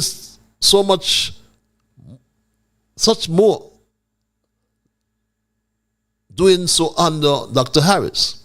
I'm calling on the Prime Minister, Dr. Drew, who is a medical doctor, to intervene in this sordid and illicit practice and bring it to a swift end to preserve the health of the citizens. The food we buy should be safe and be in accordance with all the health and safety standards, as these foods that our citizens are forced to buy are endangering our lives and can lead to food poisoning and other serious health-related complications, reads this email. Okay, this other email. Good night, Patches. An email to your show a couple of weeks ago highlighted a utility pole on Manchester Avenue with a large passion fruit tree growing thereon. Patches, since your show, Skellig came through the neighborhood trimming trees around their lines. They did not remove the passion fruit tree because they said that the majority of the tree is on the floor and cable wires below their wires on the same pole. Patches, we the residents of Manchester Avenue are calling upon the applicable utility company to visit the area and remove the passion fruit tree to prevent the community children from continuing to climb the pole to pick passion fruit, which can cause them to be electrocuted. We the residents have noticed that our elected constituency representative, Jeffrey Hanley, have gone into hiding since the East Coast housing fiasco broke, with this other email. Patches, good evening. I am really disappointed in Marsha Henderson. When you thought she would have done better, it's getting worse by the day. First, it was an incompetent so-called personal assistant, Little Bopi. Now it's a permanent secretary. Now, Patches, Imagine Music Fest is just a couple of weeks away, and no venue has been announced, and the vendors do not know who will be picked so that they can get themselves sorted out. Some may need to seek financial assistance and so forth. Well, before her incompetent permanent secretary get all of this sorted out, she running and playing every minute and do not bring back anything of substance. Well, Patches, the latest development on Marsha's incompetent permanent secretary is that last week she traveled, and while she was going through security check at the Robert Llewellyn International Airport, she was told that she cannot take through certain items. Well, Patches, Labour talked about you one time about the incident at the airport. Well, Patches, I hope they talk about this. The incompetent permanent secretary at the tourism department threw up shifrock at the airport and was very disrespectful to the security officers, and it caused one big scene. She was out of order and very disrespectful, and she needs to be disciplined. The security officers have complained on numerous occasions that every time she is traveling, they are meted with disrespect from this incompetent permanent secretary Marsha has at the tourism department. Marsha, it is time for you to find competent and reliable persons to take care of the affairs of your ministry. Otherwise, you will be in for a rude awakening in due time. Your permanent secretary has no manners. She is very rude, disrespectful, and no one wants to have anything to do with her. She don't know how to speak to people, and she allowed the power of a permanent secretary to fly to her head. Well, little does she know. Today she's up and tomorrow she can be down, because when the next elections are called, Labour will have a rough ride, and that incompetent permanent secretary will be flying through the doors because she will be gone. Reads this email. I have quite a few emails. I'm trying to get rid of them. Straight Talk family. I'm very happy that Mr. Martinez called into Straight Talk Monday night and once again set the record straight. It was a number of people believe every word out of his mouth. In spite of what anyone thinks about his checkered past, I rather trust the words of Martinez's than Dr. Lion Drew and his disgraceful Attorney General. They are a bunch of corrupt scamps and born liars. We are looking out for you, MSR, to call back on Straight Talk and give us the latest update. For as you rightly stated, St. Kitts does not have any opposition, and the government fully controls these so-called scary journalists, reads this email. The Prime Minister is so inexperienced and childish as he started comparing the lull in criminal activity to the peace program on the immunity. He attributed the lull to the all-of-society approach that came together under his leadership. He's so obsessed with Harris and must still rely on him that Harris was not part of their first meeting, stating that Harris said he did not get an invitation, but he came to the second. Well, Dr. July, we believe what Harris said. He was not invited. You, Dr. July, a liar, has no memory. During the election campaign, talking a bunch of stupidness, said if you win, you will never invite Harris to anything, and furthermore to sit around a table to discuss matters with him. Have you forgotten that statement, Dr. Double July? Reads this email. What has become of justice in this federation? The Attorney General, who boasted on an interview on ZZ a few days ago, said that he gives all advice to the government and to all government officials. However, he stopped short of saying that the 99% of the advice he gives are very bad advice. Let him ask Dwight Astafan. Imagine a Labour supporter in Sandy Point murdered this blank, and the Attorney General up to this day has not seen it fit to ensure that the legal process takes its course by arrest, charge, and trial of a judge and jury, has decided that it was self-defense. How the hell they arrived at that? Because she's a Labour supporter? Not even the coroner's inquest to decide how, when, where, and why Mr. Wellington came to his death. I just want to say to the Attorney General, the DPP, and the Police Commissioner, be reminded that you have children, and the scriptures remind us that your wrongdoing will certainly fall on them. What hasn't happened in 1,000 years happened in a day. In the book of Amos, it is said, justice flow like a stream. And be further reminded, everything is just for a time. Wet your hands and wait patiently. My Straight Talk family. It's 9:35. The lines are open, my Straight Talk family. I'll take a few more calls at this time. Since I've moved on some of my emails, you can get back to the lines. And if you join us belatedly, we presented our thesis tonight. St. Kitts and Nevis going to hell in a handbasket. In a Labour handbasket, that should be. Let's take this call. Caller, you're live. Hello, caller. Good evening, Mr. Liburd. Good evening, sir. And how are you? Not bad, and you? I am peaceful. Oh, that's good, man. That's good. I am calling in response to that soundbite you played from a young man who seems to be tied up in hospital without getting due attention. Mm-hmm. Not due attention, due attention. Attention due to him as an emergency patient. We are coming out of a serious accident where he appears to say that he has four broken joints in his leg and a number of broken fingers and other things. God alone knows what else is wrong with the man. I'm wondering if this fellow comes in from Nevis tomorrow, and I hope that he does, the doctor. That would be 8 days after the accident, because the accident occurred last week, Friday, I think, he said. Right? Yes. Yeah. So I hope the bones have not started to rot inside of him due for lack of attention during this time. Mm-hmm. But really, what is wrong with that hospital? How can a patient go up there in a serious condition like that? And all you give him maybe a few painkiller and that kind of thing is let out, then you give him painkiller and food. Something is wrong.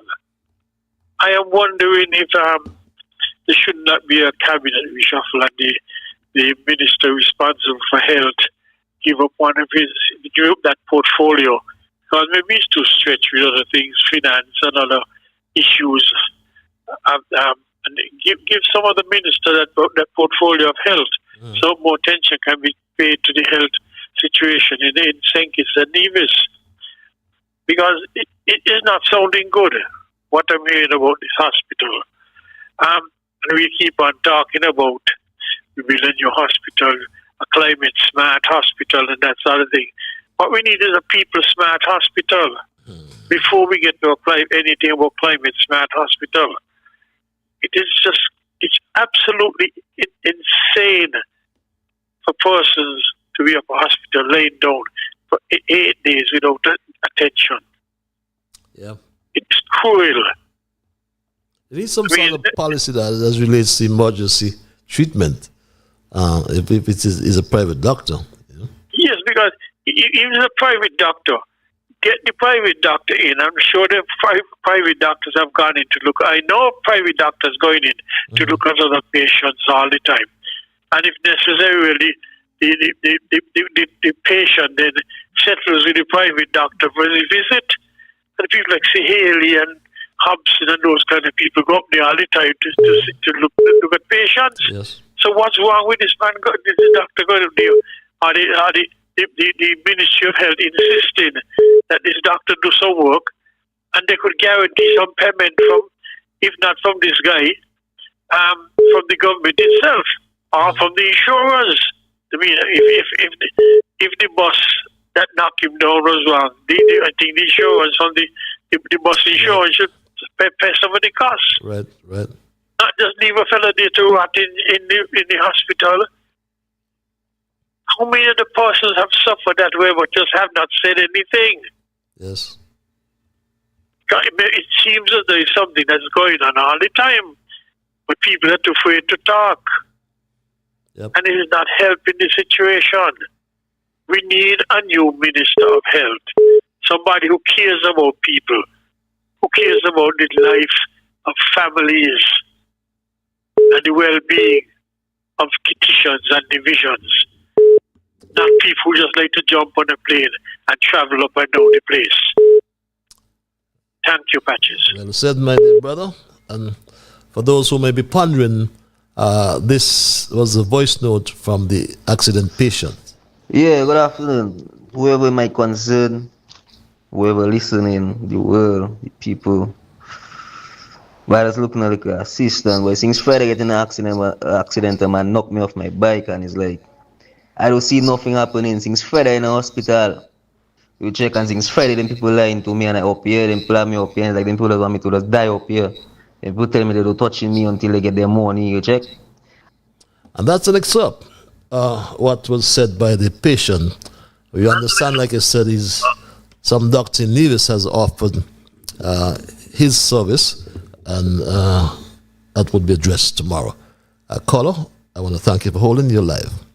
Hello, caller. Hi, good night, Patches. Good night, Marshall Lewis here. How are you, Marsha, my dear? I'm beautiful. I'm wonderful. And moving on. Patches, I want to touch on cheating tonight quickly. Sunday, the first thing I must say, Sunday, the Prime Minister, Dr. Timothy Harris, we had a church service, and I see a poster, so only 10 people went. Over 50-something person went to the church. I was there. I'm not fabricating a story. It's facts. Over 50-something people. After the church service, I went in town to get my lunch, and I saw you off there by American Bakery, packed up, with your daughter went to buy a little snow cone. Ain't you, Celia? Yes, it is. Okay, good. Anyhow, the second thing I want to talk about, Patches, I cannot understand why people like to mind people's business. So for years, I have been calling in on this program, and it seems as though it's a big problem to people. It's my phone, it's my choice, and it's my strength. Let me move on again. Patches, in this federation here of saying it's a Nevis, having some white-collar liars, What they very lie. Mother lie, father lie, sister lie, uncle lie, brother lie, father-in-law wife lie, everybody lie. I want to know if this certain family went to a lie school, this lying thing must stop. And God don't like liars. God do not like liars. But I must say though, the writing is on the wall. And time soon come. The writing is on the wall for who all of the lies. The writing is on the wall. And time soon come. My last topic, I just come from Fig Tree, Patrice. And I drive down the Bay Road, I don't know, Fig Tree down Pompey. Patches when I'm going down, driving down Pump Bay. I see this man, I'm not going to call his name. Like he going to run in the seawater. So I pull aside and I call him because I know him. So I said, well, what happened to you? What's going on? The man said he not eat to the week. Things so bad. He can't eat. He not got no money. So I said, well, you know, sign up for the budget, the $250. He said he signed up, but nobody is studying. So he told me to come by him tomorrow to see if I could sign up, to see if I could get on. Things not going well. Things not going well, and I don't care when nobody say. I don't care when nobody say who want to meet me and abuse me. I don't surpass that. I don't got no time with those kind of things. When I come here to talk, I talk about the facts. I talk about the facts. And people must stop tell lies and stop spread fake rumor on my party, the People's Labour Party. Because I am a PLP, I'm not hiding, and I'm a PLP until the dead, until when God come, or till when God take me after. I will remain with Timothy Harris. Let me say it again. To pick a pin, I am sticking with Dr. Timothy Sylvester Harris because he is a nice man, he's a decent man, he's a truthful, honest man, and he's a man that have a golden heart. When he do, he do. And he looks after his people very well, and he helped the situation. And I must say, tomorrow is the 11th of April. And I reflect back when Pam had the convention right there in Sandy Point a couple years ago, on the 11th of April, when the bombast my Prime Minister Timothy Harris, because he come to the hospital to comfort me on the 11th of April when my mother passed at Jenner Hospital. Okay. And I start to get goosebumps, and I reflect about it when they bombast the man because he come to comfort his PLP starwood like me. PLP starwood like me. He ain't run me from the convention. He run to comfort me because my mother did pass on the 11th of April. May her soul rest in peace. Okay, Patrice, and I just want to commend you for continue sticking and focus. No matter what students they're going to bring. Not do. Okay. Lies. You just focus and get home safe and watch yourself when you're driving. Patrice, have a very pleasant good night. Dr. Timothy Harris, good night. Love you always. Bye. Thanks a lot for your intervention. We go back to the lines and thank this caller for holding. Caller, you're live. Hello, caller. Yeah, Patches, I'm back in, right? Yes, you're live. Let me get back in real quickly before you get off, man. You're live, man. Too thick. Yeah, too thick or thin. I'm sticking with Tim. Nice, man. Nice. Anyway, Patches, man, the information that Martinez has must come to the public. And if he has passed that information on to this government that's in right now, and this government don't release that information to the public for transparency that they campaign on, then the electorate should remove them. I am calling on Philip Martinez tonight to release that information to the public domain, because that information can influence the next election coming up in St. Kitts and Nevis. It's very important that information come to the public so the electorates will have a chance to digest that information and make a conscious choice. Different than that, let me choose something fundamentally before I get off. Our parents did not raise us like this. And it's a total shame to see how corrupted our families are, and to see how corrupted our citizens are, and to see how corrupted our leaders are. As soon as our mother and our fathers turn their backs, we start doing wrong things. And for those who are condoning wrong, they're going to feel the wrath as well. The harborer of the thief is just as same as the thief. Yes. Those politicians on the ground who are doing all manner of criminal activity towards the Federation, they are no better than me or the people in the diaspora who would want to come home and throw their hat in the rings and be a politician just like they are. Okay. They don't have no loyalty and no moral compass. And that's my contribution for the night, man. Thanks a lot. Thank you very much. I understand that Garth Lucifer Wilkin was invited to to go to Washington and see the information. And I am contemplating accepting an invitation myself to go and see, look at that documentary and gather the information as well from that special committee of Congress, if that's what I'm told. Caller, you live. Hello, caller. Mr. Patches, greetings. Greetings, my brother. How art thou tonight? I'm very good. What about you? I am peaceful. I am peaceful. It's good you continue a topic like this nature. Thank you. Full of substance. Thank you. Humanity by nature is gifted to think freely. But in order that this free thought should lead him to the goal of liberty and independence, his way of thinking must be shaped by the process of education. Sure. And that's what you strive to do, Mr. Patches. You strive to bring education to the people so that we can reform our social system. Mr. Patches, Mr. Martinez didn't have to be in the spotlight like this. But he said he brought to the attention the corruption to officials, to what's going on in the country. And I feel our Attorney General should have acted in the sense that now Martinez is saying what he has to say. He could have even eased the nation to say, well, yes, I look at some of the documents and etc., etc. He should have been able to relieve whatever strain there is to be eased for the people attention. True. But he didn't really do that. And that's because he got to remember, he's working for the people. And the people in this country must not continue looking at just image. They got to look at what people is doing to benefit the social status of their condition.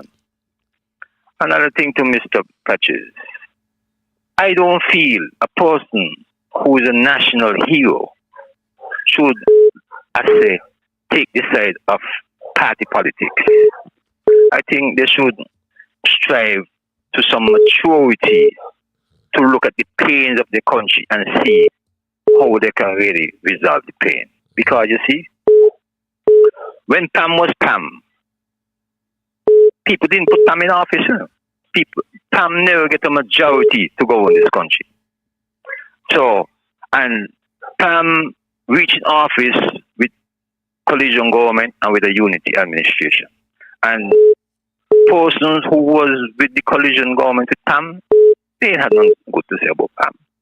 And then Pam went to be a part of a unity administration. And you could see who stayed in the unity administration until the party resolved is the good Pam people.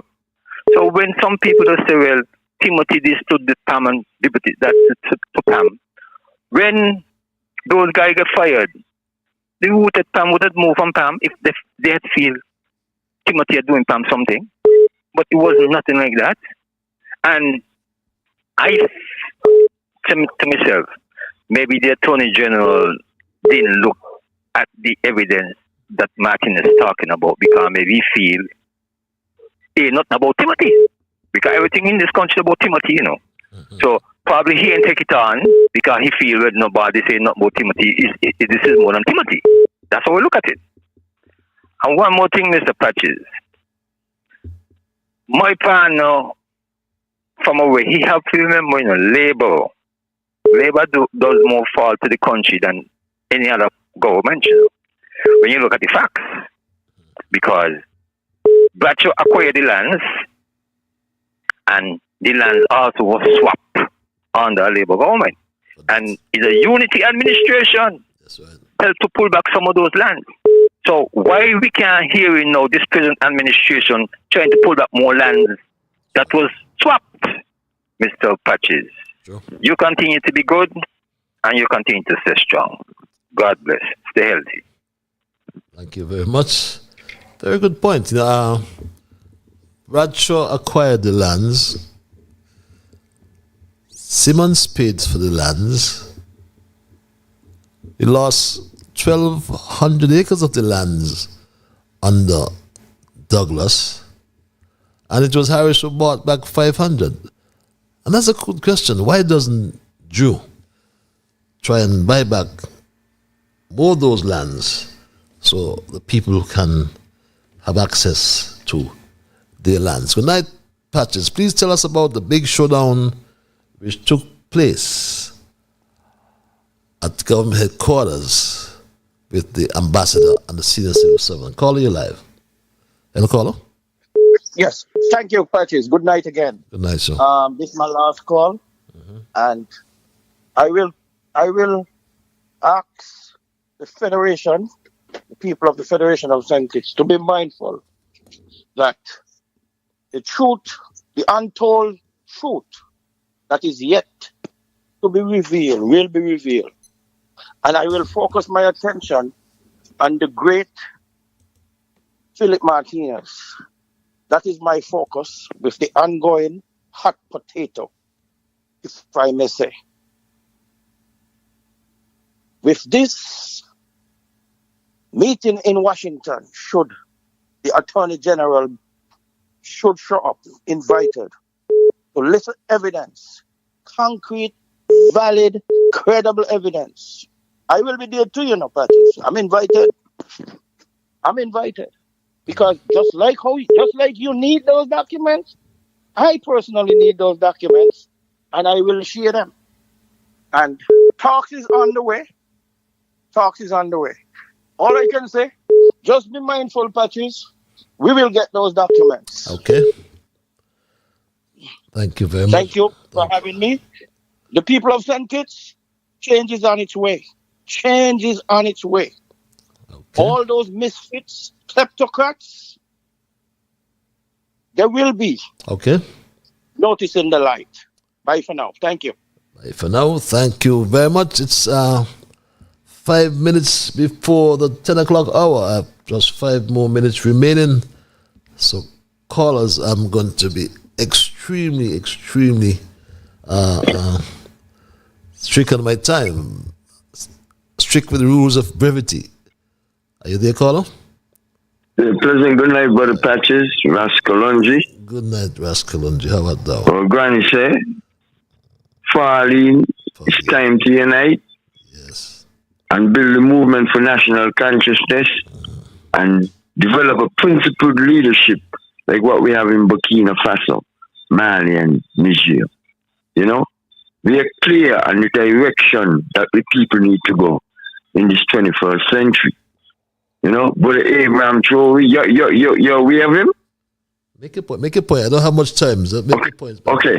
Brother Abraham Troy is blazing the trail, and that is the trail for people to follow. So, we're going to say love one another, respect one another, and Pan-African revolutionary is the way to go. So give thanks, one love. Give thanks, my brother.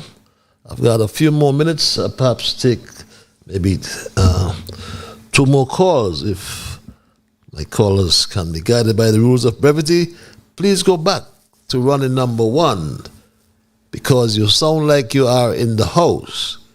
You sound like you're a minister in the house. You sound better than all the government Mickey Mouse and old Mac at a farm.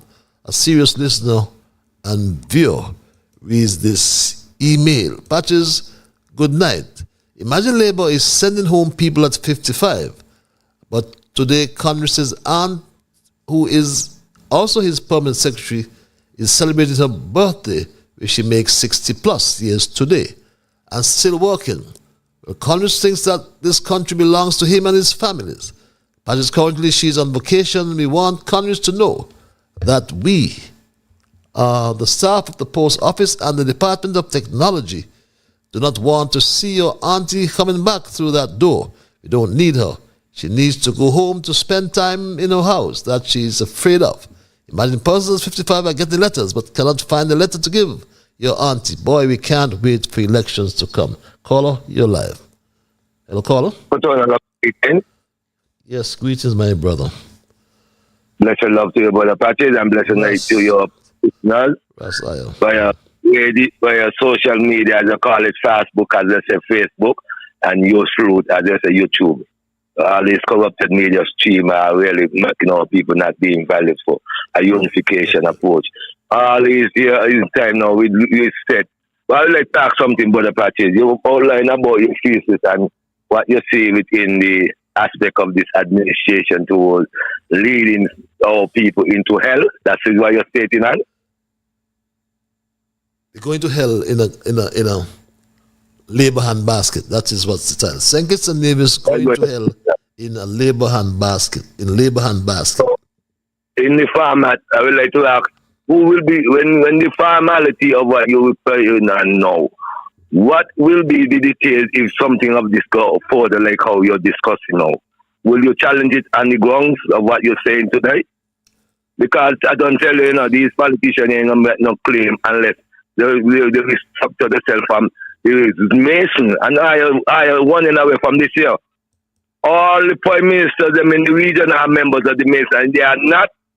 They have somebody in the cabinet is a Mason. I mean, if you to say so.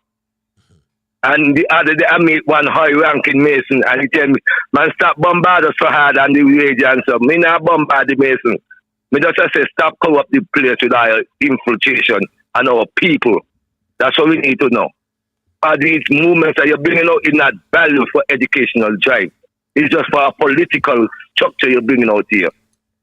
We can't be moving forward as a people like that, The politics have damaged St. Kitts and Nevis and in the region. The best leader we see in our shows who fight against white man and tell them directly when they assassinate him in 1983 is Maurice Bishop. You hear me? And that's just why I'm saying that. Okay. Maurice Bishop is the best leader who able to write out against the white man imperialism. And until this day, we're not doing that. We are hanging up on the white man imperialism to feel like we can go further because we want some prestige and we want some kind of auto up to say, oh, this is where we travel and this is where we had been and this is what we have been. Okay. But you all know it's the garbage you are bringing down to the people. Okay, my brother. From the old captors them. Educate the people about the party. Let's stop with this bombarding against the people. Okay. Let us educate the people. If we really serious about a change. Okay, Rasaya. Thanks a lot for your... Have a blessed night, man. Have a blessed night as well. So listen, you. Thanks a lot, my dear brother. As we wind down tonight's programming, did I deal with all my emails? Patches, I love the way you get some callers straight to the factual. But Lord God, Marsha is speaking about people are liars. Well, Marsha, the whole of St. Kitts know that you are the biggest liar. And that's the story you called in with about that man saying he was not eating for the week is a big fat lie. How can someone not eat all week and not fall down with hunger? How can someone eat all week and sugar not run up his body and kill them? Marsha, please, when you come with your lies, please come with something else. And to buy one, read this email. And those are the emails for tonight. And as we wrap tonight's programming, as I said, my thesis I titled St. Kitts Going to Hell in a Labor Hand Basket. And my Straight Dog family, I referred early in the program that in terms of the legacy, our colonial legacy, especially of the sugar industry, and it still remains visible in the ruins of old plantations, the culture of our people, and the enduring impact of colonialism on the island's development. But the story of sugar in St. Kitts and Nevis is not just a tale of economic activity, it's a reflection of resilience, transformation, and the ongoing journey toward a more just and equitable society. On the contrary, the story of the CBI has fast become a tale of foreign direct investment that has yielded much needed revenue for the country. Sadly though, with the CBI have come a tale of money laundering, drug trafficking, and a level of corruption that was uncovered by one I referred to as the Elon Musk of the Caribbean. And we are all aware that Elon Musk was recruited by the US president to head DOGE, the Department of Government Efficiency. And you've heard of all the monies that have been saved, the trillions of, the billions of dollars that has been uncovered, waste, fraud, and corruption. Whereas, my Straight Dog family, the Philip Martinez has unofficially established what we call a Department of Government Transparency that has uncovered a level of corruption and money laundering that stink high to the heavens. So Martinez is the Elon Musk of the Caribbean, like I said. And according to our reliable sources, billions of dollars that transcended through U.S. banks like the Bank of America, J.P. Morgan, and Wachovia, now Wells Fargo, have now been traced. The big international banks were used to move money across borders, as is reported by Martinez, who said this, my Straight Dog family. Early in January, a miracle happened, and my American lawyer, pursuant to the court order that we won in Florida, received all the bank transaction of all these people from Bank of America. I repeat, MSR Media is now in possession of all bank transaction for Caribbean Galaxy, Ying Jing, Denzel Douglas, Timothy Harris, CS Global Partner, Farron Lawrence and his company, Sylvester Anthony. My Straight Dog family, ministers of government, caller, I'm going to give you 10 seconds if you can use it. Can you use 10 seconds? I'm not giving any more. That's all I need, Patches. Mm-hmm. Yeah, that's all I need, Patches. Great point by that last caller about the lands. Yes. Only 10 seconds I need. Great point by that last caller about the lands. Okay, thanks a lot. And then, Patches, when you're ready to go to DC to see that documentary, just know that I'm interested in going there to represent the people of St. Kitts and Nevis. You have my phone number. You can get in touch with me. All right? Thank you very much. All right, have a good night. Thanks a lot for your understanding. And like I said, ministers of government, along with government and banking officials, have been tied to the rape and pillage, the looting of billions of dollars which derive from CBI, the CBI passport scheme. But what we are concerned about here on Straight Talk is about the big cover-up that is going on with the direct involvement of the Prime Minister and the Chief Legal Advisor, the Attorney General Garth Lucifer Wilkin. And the cover-up must be worse than the crime. Even though he comes and he says that he criminalizes underselling. Madam Speaker, we criminalize in those regulations underselling. For the first time, it became a crime that, of course, carries penalties, Madam Speaker. That is how serious we were. Serious he was, but yet he signed over 20,000 CORs. Signed all these CORs for them to get passports. Yet, the evidence is damning. When you see, it was Terence Michael Drew signed all those CORs. My Straight Dog family, why is there a cover-up by Terence Michael Drew and Garth Lucifer Wilkin? Their actions bring to mind the rule of conduct, which stipulates that secrecy is a badge of fraud. That means concealment or secrecy suggests fraudulent intent. What do Terence Michael July and Garth Lucifer Wilkin have to hide? When the judicial review claim went to the court, he tried to strike it out. Why doesn't he make public the affidavit that he filed on behalf of Terrence Michael Drew? He's claiming that the government did a comprehensive investigation. Hell no! It was the judicial review filed by MSR Limited and Philippe Martinez that exposed them badly, my Straight Dog family. And wherever, as my friend would say, wherever it drop, it's got to stop. Falsely,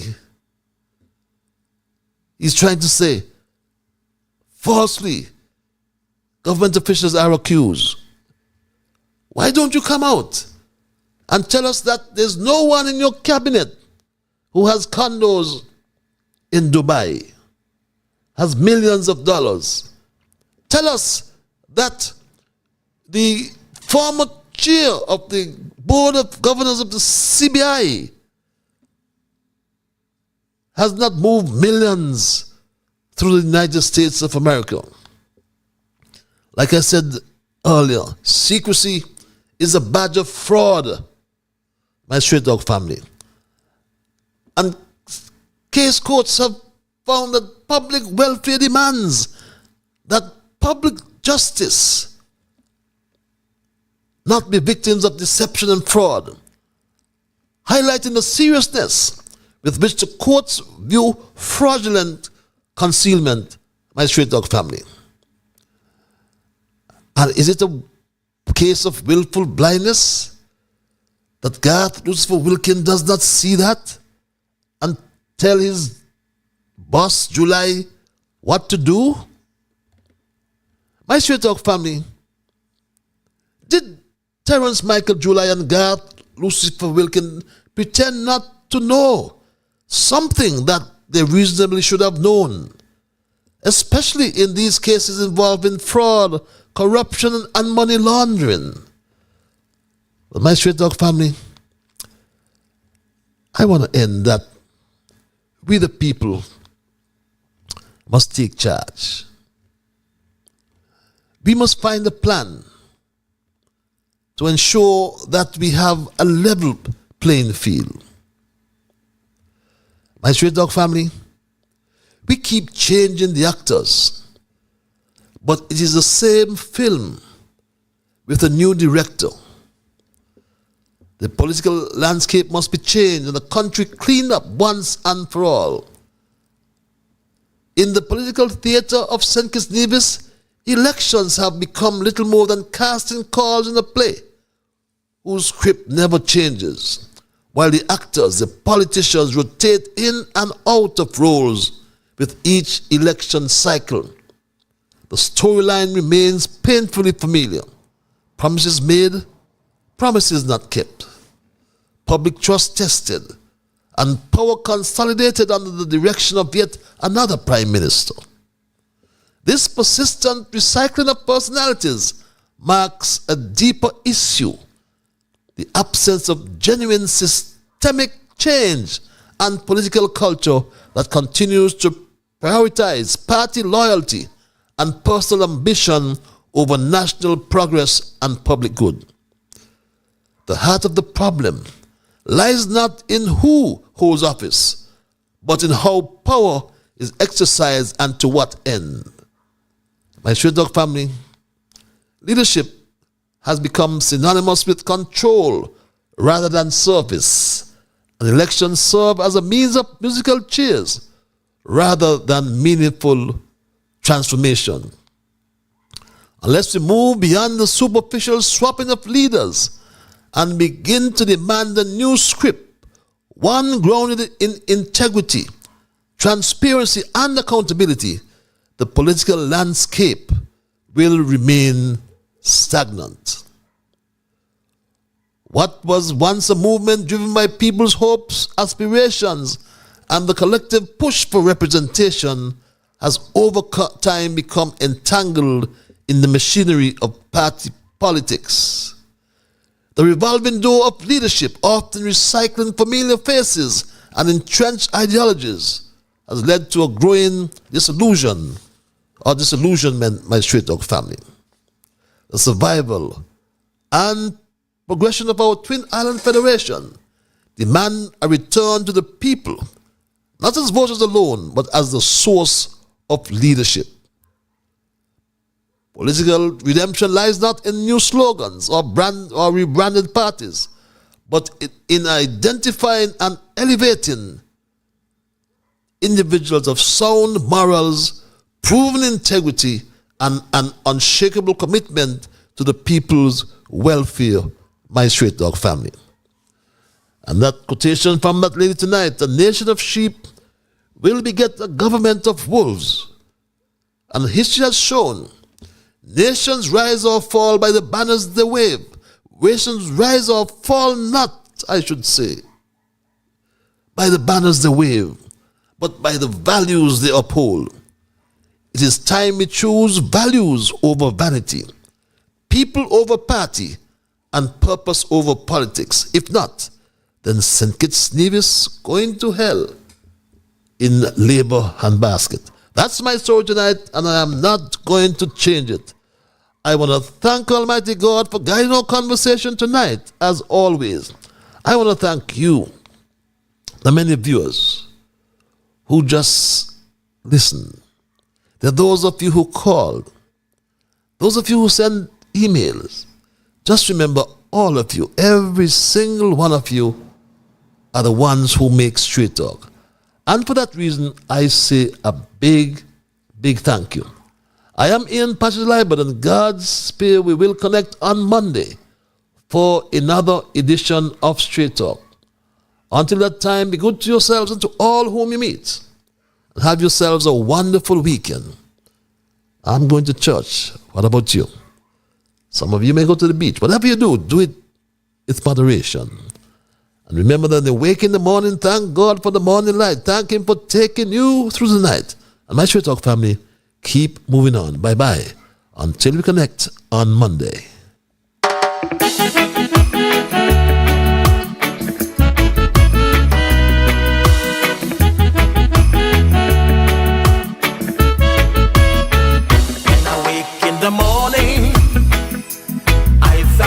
For the morning light, give Him thanks and praises for taking me safely through the night, for the rest of food and loving care, and for